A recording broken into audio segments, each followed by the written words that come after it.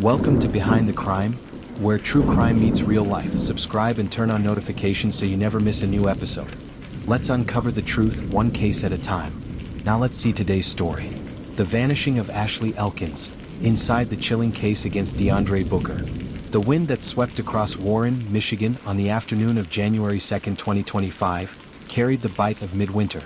Snow clung stubbornly to patches of grass, while the roads, salted from a recent dusting, bore the quiet sheen of a season still young. In a neighborhood where everyone seemed to know each other's business, the kind of place where neighbors wave from their porches and kids play basketball in driveways until their fingers go numb, 30-year-old Ashley Elkins stepped out her front door. She had errands to run. Ashley, a hairstylist known for her warm laugh and boundless patience with clients, pulled her jacket tight against the wind. Her 2 young children were at home with a relative. She'd be back soon, she told herself. No one knew this was the last time anyone would see her alive. Ashley had a gift for making people feel beautiful, not just on the outside but deep down where it counted. Friends called her a light in any room, the person who could turn a bad day into a bearable one with a simple, "Honey, we'll fix it." Born and raised in Michigan, Ashley had worked her way into the local hairstyling scene, building a steady base of loyal clients. She juggled that with motherhood, raising her 2 children largely on her own. She loved fiercely, a longtime friend said. Her kids were her whole world. She wasn't perfect, who is? But she was real and she was trying. That authenticity made her well loved. It also meant people noticed when she didn't show up, especially when her absence stretched into days. In the background of Ashley's life was 32-year-old DeAndre Booker, a man she dated and eventually broken up with. People close to her say the relationship had been rocky. They'd been on and off, with moments of reconciliation quickly followed by tension. By early January, the romance was over. But the threads of connection, shared memories, lingering emotions, maybe even unfinished arguments, hadn't been fully severed. Booker lived in nearby Roseville, less than 20 minutes from Ashley's home. The two still spoke occasionally, though not always amicably. Friends later described Ashley as cautious around him, but she hadn't cut him out entirely. Ashley left her home sometime that afternoon. The specifics of her route are unclear, though police say she was running errands in Warren. She didn't answer calls that evening. Friends assumed she was busy or tired. By the next morning, unanswered texts began to worry those closest to her. When she missed work without calling in, something she'd never done, alarm bells rang. By January 3rd, her family reported her missing. The Warren Police Department opened the case quickly, given the unusual circumstances. Detectives interviewed friends, combed through phone records, and reviewed surveillance footage from nearby businesses and traffic cameras. One name surfaced repeatedly in conversations: DeAndre Booker. By January 5th, detectives had reached out to Booker for questioning. He told them he hadn't seen Ashley and had no idea where she was. But investigators weren't convinced. What they found next would change the course of the investigation.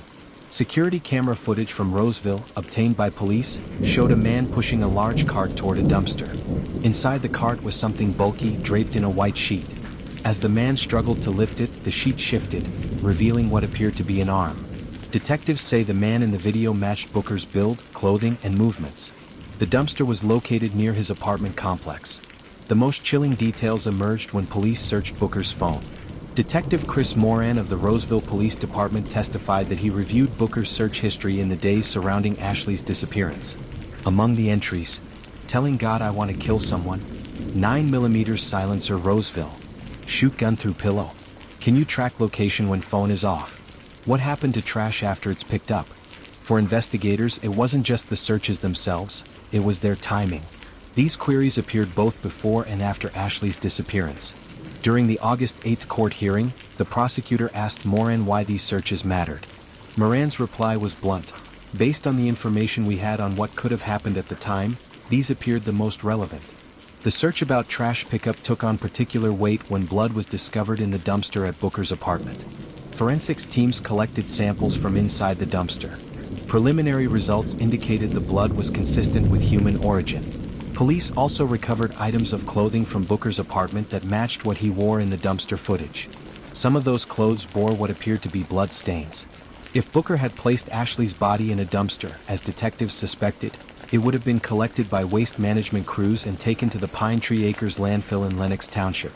Searching a landfill is no simple task. It involves heavy machinery, days of labor, and sifting through thousands of tons of waste. Teams from multiple law enforcement agencies descended on the site in mid-January, braving freezing temperatures. For Ashley's family, each day brought a mix of hope and dread. Hope that she might be found, dread about what that would mean. On January 8th, Booker was formally arrested. He faced 4 charges: first-degree murder, tampering with evidence, disinterment and mutilation of a body, concealing a death. Prosecutors emphasized the gravity of the case, pointing to the combination of surveillance footage, digital evidence, and physical findings. The August 8th hearing was tense. Family members of Ashley sat in the gallery, their faces drawn and tired. Detective Moran took the stand, methodically laying out the timeline of events and the damning Google searches. The prosecution connected the dots for the court: searches about killing, about silencing a gun, about hiding evidence, about tracking phones, and finally about trash disposal. When it was the defense's turn, attorney Robbie Lang sought to cast doubt on the search history's significance. "I don't have any real comment on what people search or don't search on the internet, and I don't know where that quantifies as guilt for anything," Lang told People at the time. Without a body, the prosecution's job becomes more difficult. Legal experts say no body murder trials require airtight circumstantial evidence. Prosecutors must not only prove the victim is dead but also that the accused caused the death intentionally. In this case, prosecutors believe the combination of surveillance footage, blood evidence, and incriminating searches can overcome the lack of a body. Ashley's disappearance has rattled Warren and Roseville.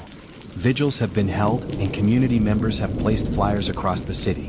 Social media groups dedicated to finding her remain active, sharing updates and words of support for the family.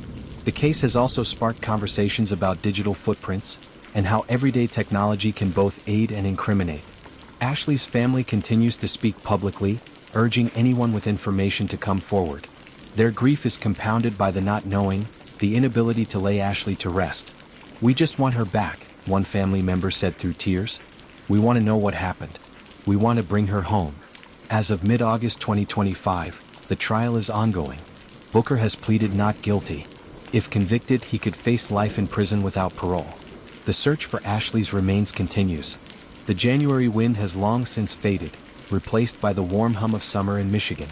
But for Ashley's family, time hasn't softened the edges of grief.